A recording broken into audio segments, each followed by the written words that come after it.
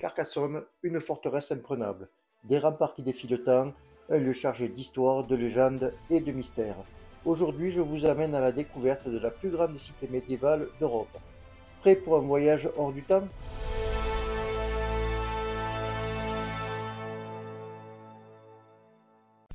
La porte narbonnaise était surveillée jour et nuit et tenait son invincibilité grâce à un pont-levis et une herse redoutables.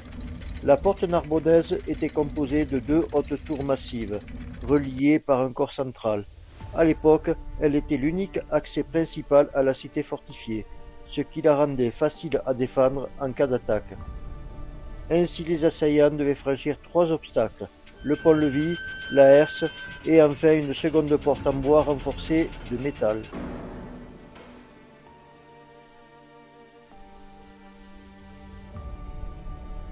Avec ses 3 km de remparts et ses 52 tours, Carcassonne était une forteresse imprenable.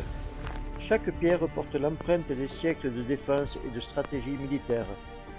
Lors de notre promenade, on se rend bien compte de cette invulnérabilité de par la hauteur de ses remparts et leur double implantation. En effet, l'une des particularités les plus impressionnantes de la cité est son système de défense en double enceinte.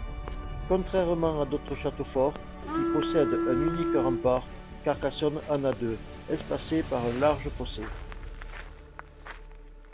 C'est en 1209 que cette cité médiévale atteint ses heures héroïques en résistant lors des croisades contre les Cathares avant de tomber aux mains du roi de France. Selon la légende, Dame Carcasse aurait sauvé la ville en dupant l'ennemi, et c'est ainsi que Carcassonne aurait trouvé son nom.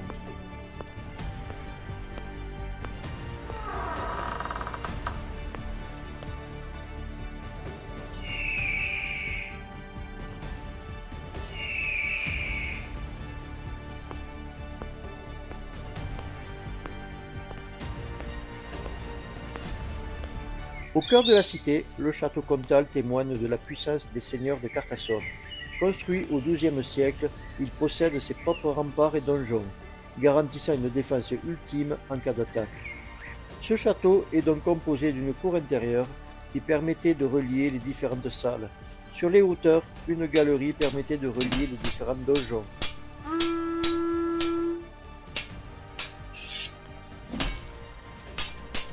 Ce château, qui servait de résidence pour la famille Trincavel, est donc composé de diverses salles, chacune étant décorée de sculptures ou de peintures.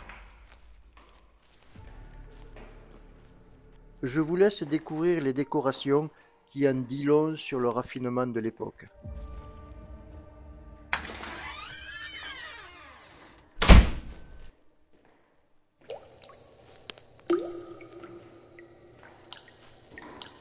Non loin, la basilique Saint-Nazaire surprend par son mélange de style roman et gothique.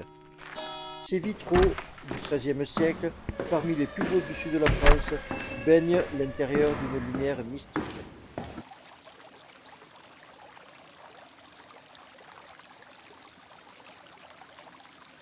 Lorsque la nuit tombe, Carcassonne revêt un autre visage. Les lumières dorées caressent la pierre, projetant des ombres mystérieuses.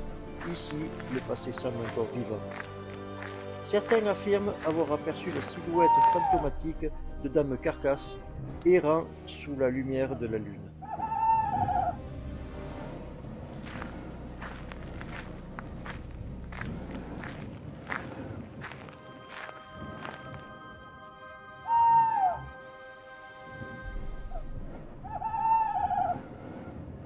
Chaque 14 juillet, Carcassonne s'embrase sous un des plus grands feux d'artifice d'Europe. Un spectacle magique qui éclaire les remparts dans une explosion de lumière et de couleurs.